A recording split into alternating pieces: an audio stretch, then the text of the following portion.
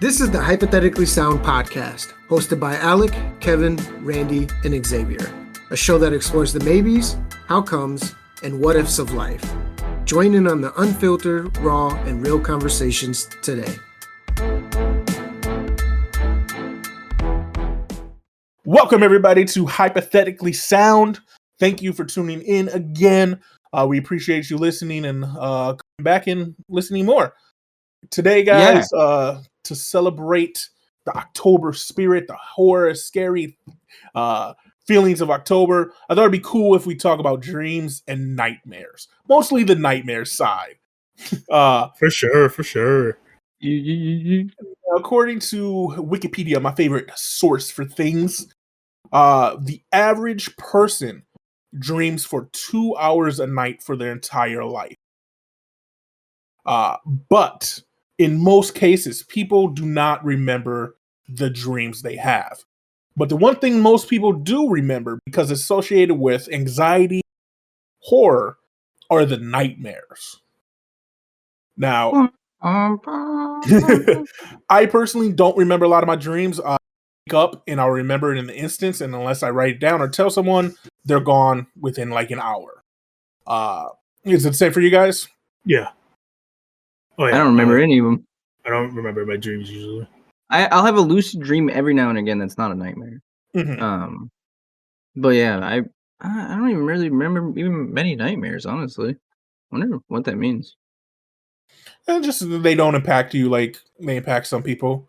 I know we talked in a previous episode where with Alek having night terrors as children. We just want to make sure and let everybody know that's listening. Night terrors, nightmares are completely different things. Night terror, also known as sleep terror, is a disorder that predominantly affects children, causing feelings of terror or dread. Nightmares are just bad dreams that also cause anxiety and sadness, but they're not as impactful as night terrors. So I just want to make sure people knew the difference when we were talking. Now, I know you said, Xavier, you don't remember much nightmare, and this goes out to all of us. Do any of us have any cool nightmares that they remember? I know I have one that I'll tell in a little bit, but I'll let you guys see if you guys know any off the top of your head. The only things like when I was younger for night terror wise, besides like the thing coming out of the basement a lot, even like now, I guess my nightmares always focus around people close to me, and them getting hurt usually or dying. Occasionally I'm the one who gets fucked up, but I live through it, and I have to live in an unnatural state. Like I lost legs or some shit, which is unfortunate. Otherwise, yeah, that's mostly mine. Like it's either someone's dying or I'm damn near close to it, and then I have to live with whatever happened to me afterwards. But then I forget, usually about an hour after. Okay. I go.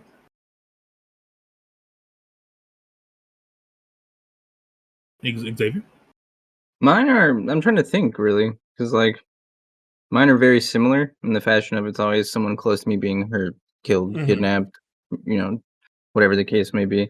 But I think like the ones that stand out the most are always the ones where I fall and then wake up, when I hit the ground.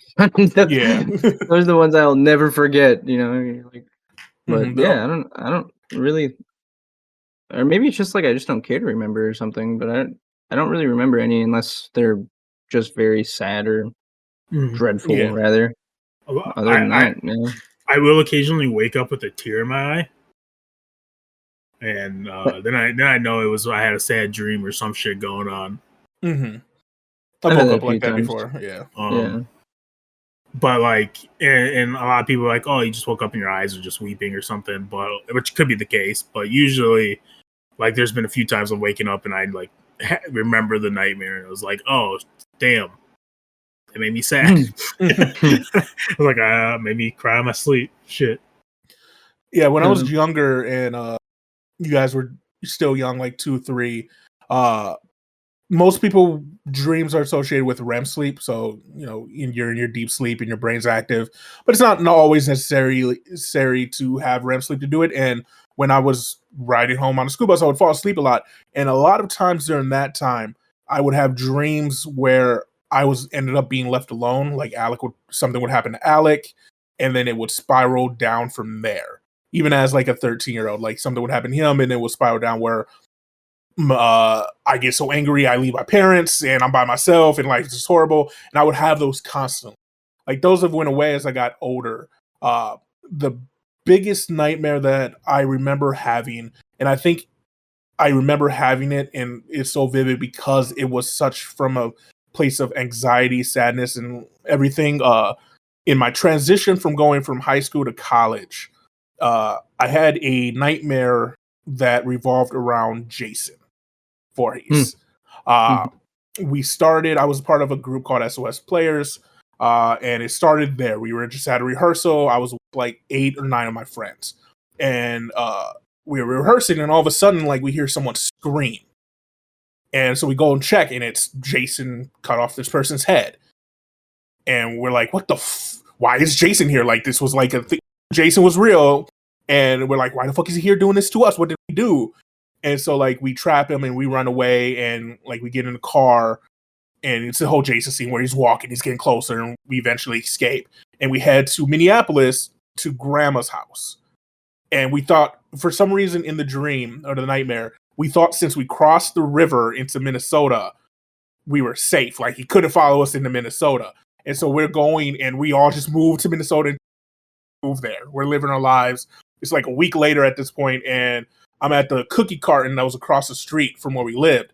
And, you know, in like Halloween, she like sees she sees Michael Myers in the mirror, and then turns around, he's not there. That's what happened with Jason. I see Jason, and I freak out and start yelling and panicking, and he's not there. And then we go in, and the time moves forward in the nightmare, and we go in the house, and people slowly start dying. Like, Jason's in this house, but we can't find him, and everybody's slowly dying to the point where it's just me and one other person, and we get in the car, and we, like, take off, and we go to try to destroy Jason at his lake, wherever the fuck it's located in the 10,000 lakes of Minnesota, and we fight him, and, like, the person dies, and I wake up. And, like, I think it stayed with me because I was so afraid of losing all of these friendships. Going to college, because you're losing all your high school friends, and eventually it did. But at that time, like, that was the worst thing that I thought could happen, was losing all these amazing friendships I had.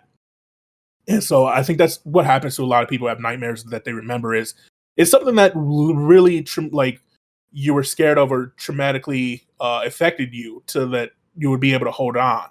And the fact that my brain decided to use Jason in horror movies to play this out was kind of funny looking back, but like it really affected me for like a good week. Like, the dream, it wasn't one, and this is the thing, it wasn't a one-day dream.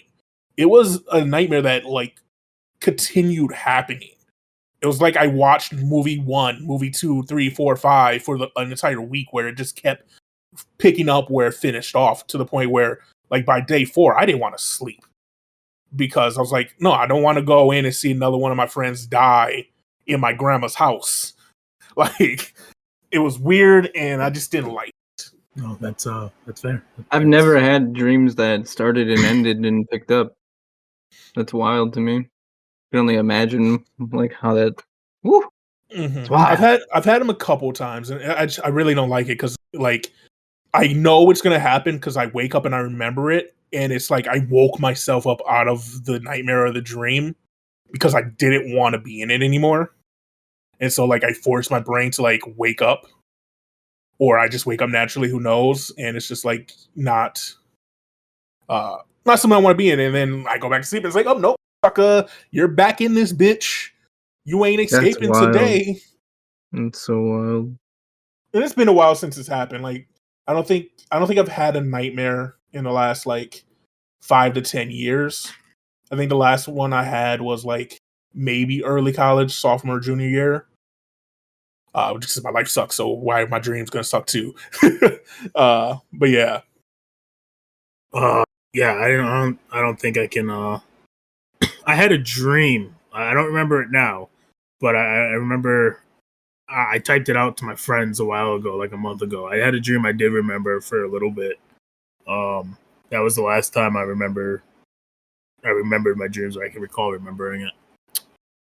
It probably wasn't anything super special, but I feel you. Yeah, last one for me was just losing my mom, unfortunately. Mm-hmm. And that was a pretty good one. No, those ones suck. Yeah. I don't mean good like that. I mean like pretty impactful. yeah. It's always weird. Those. It's always weird to have those. Yeah, back to what Randy was saying about how it's normally some sort of pent up like fear or something like that. It definitely makes sense because I mean, systematically how the brain works is you have your conscience and then you have your subconscious. Mm-hmm. So part of you is probably always thinking about that. So continuing to keep that, repetitive thought process going throughout the day into when you're about to go to bed and stuff like that probably definitely starts to create those. Makes sense. Yeah. So especially guys, with sorry. Go ahead. I was gonna say, especially with death, I feel like that's always like on people's mind because when you're close to people, you never, obviously want to see them dead. But it's always in the back of the mind, like accidents happen, like when someone's travel. It's the same reason why you say, drive safe, call me when you get home, blah blah blah. Because like you don't think about it, and when it happens, it's always a shock. But it is also always in the back of your mind. Mm-hmm.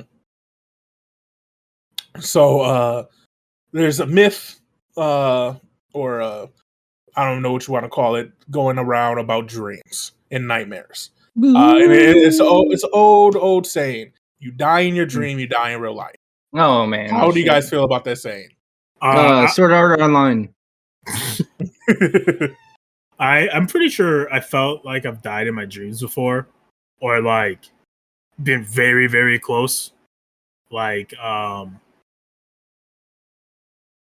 want to say there was a time where like I fucking took a bullet for someone or some bullshit or a stab or something, and like most of it was me just dying, and I eventually woke up at what would be, I would assume, the end when I did die, right?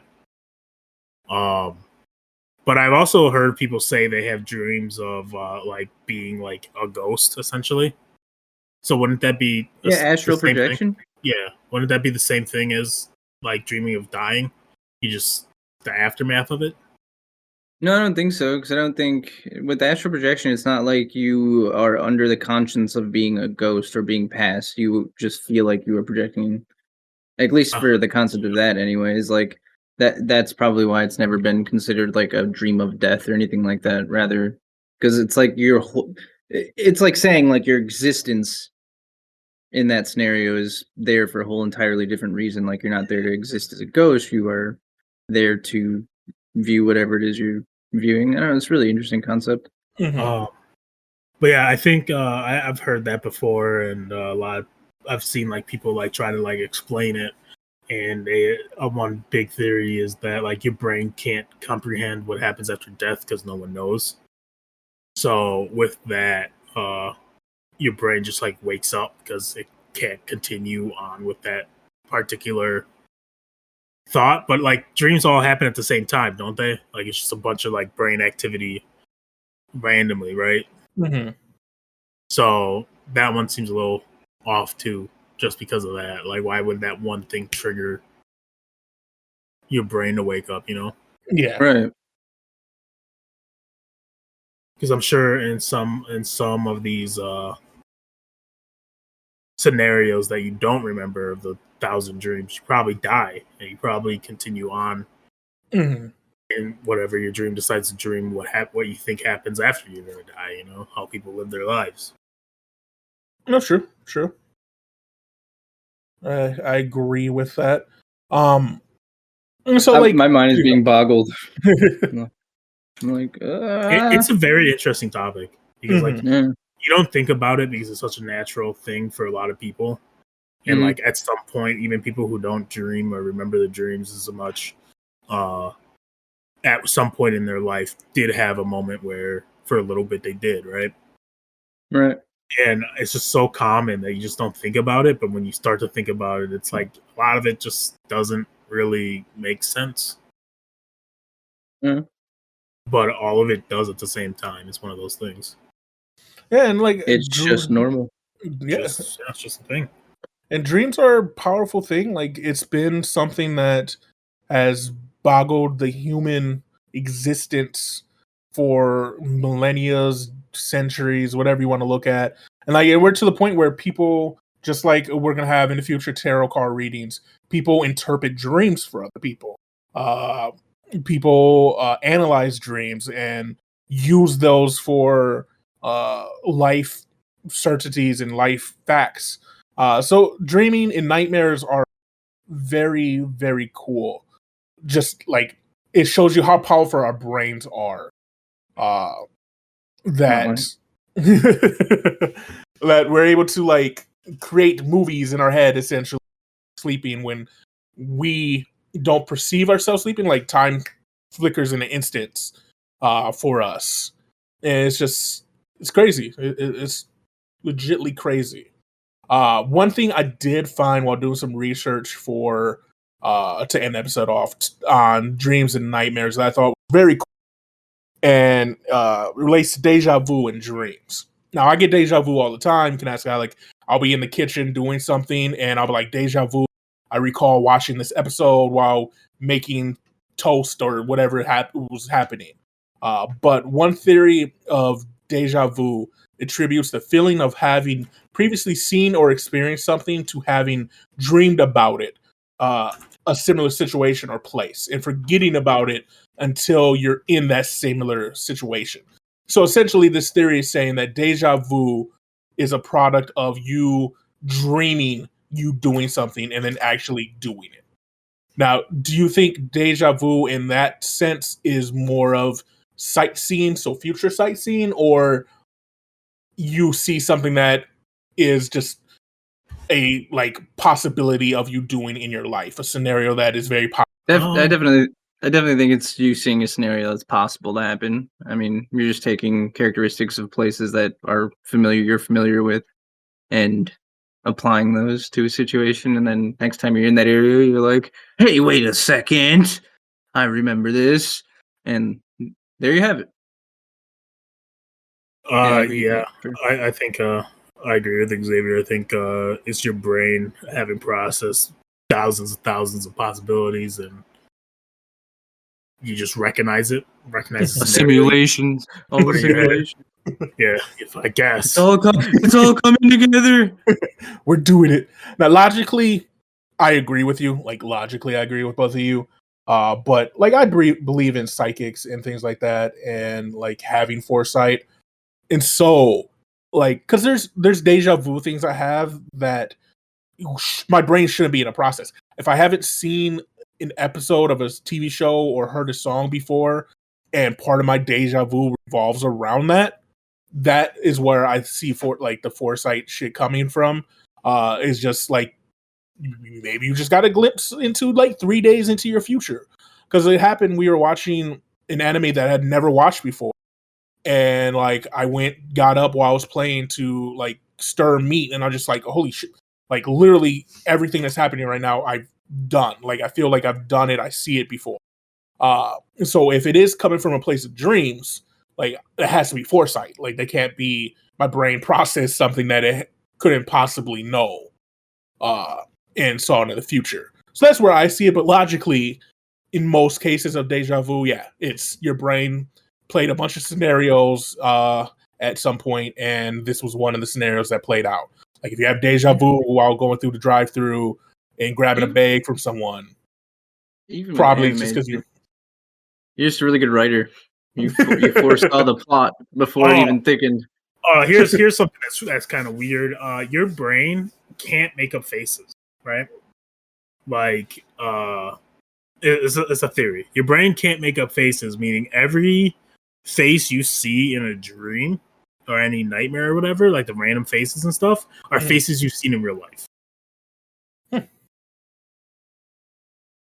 Interesting. That's so like really anytime that you've seen someone in a dream or a nightmare that you don't like, recognize, it's probably just someone you saw on the street while you were walking your dogs or going to go get food or whatever.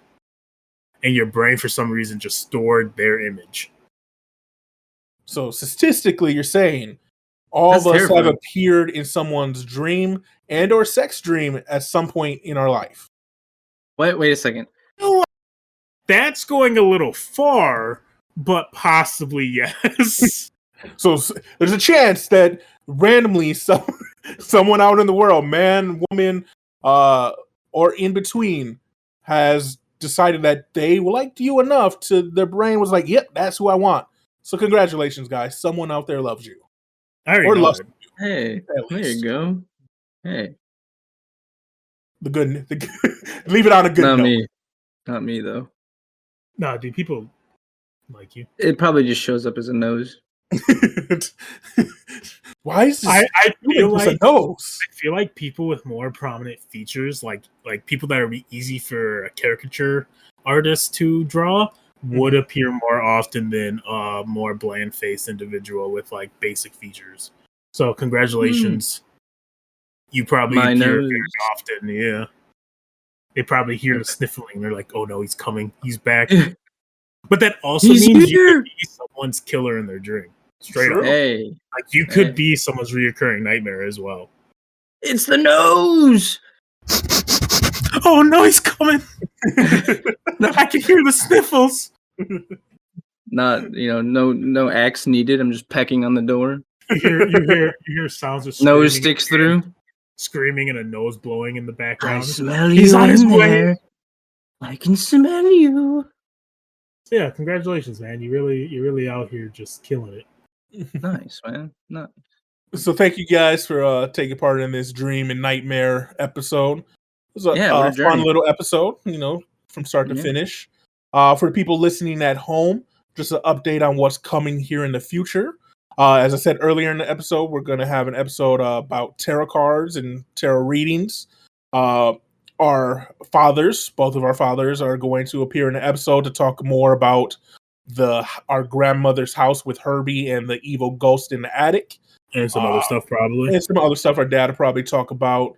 His creepy ass house, which we have stories about as well. His theory on his death is something I want him to talk about. He has a theory about focused around his death.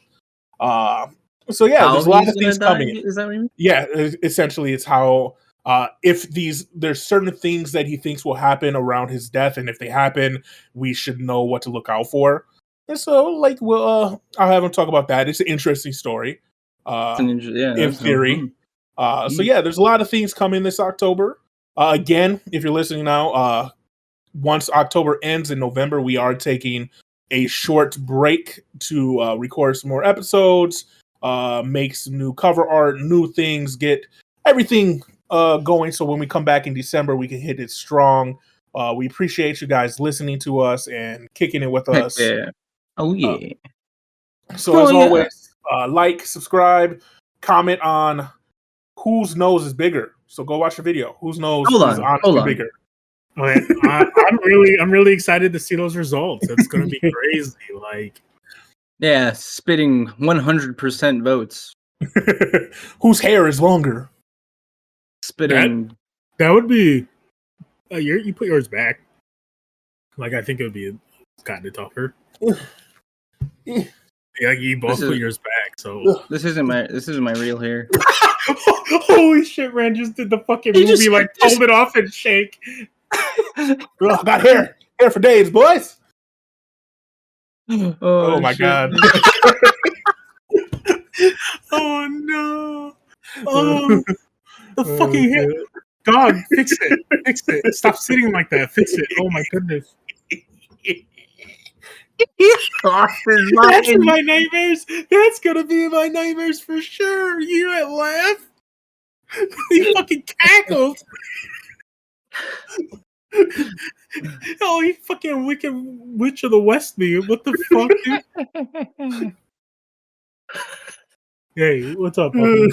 Until next time, guys. Yeah, thank you very much for listening. I love you. SirBudai.com/merch. We missed shout outs for everything. I'll bring the shout outs back. Season 2. Puppy, my foot. Ouch. Shout out to your pets coming in at the worst times. Shout out to Like in your poopy time. The cat. He just stomped on my foot. He said, "Fuck you, pay attention." Okay, thank you. Give me a kissy. You don't just shut the bathroom door? Wait, what? Sometimes I like people to be able to. Never mind. Quick story. Oh, okay. Quick story. One time, K-Dot wanted to follow me into the bathroom, and so I let him. I had to take a poop, right? So I let him come in the bathroom. I'm like, you fucking usually hate it because bath time things, right? I was like, come on in there. And so he sat down for a little bit. I went to go take my poop.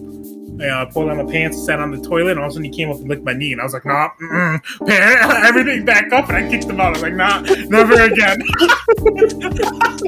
I was like, never again. That was weird. I didn't like it.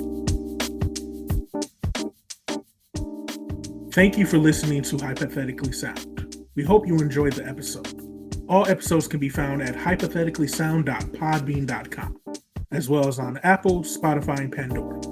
For full unedited video versions of the podcast, please visit us at youtube.com/hypotheticallysound.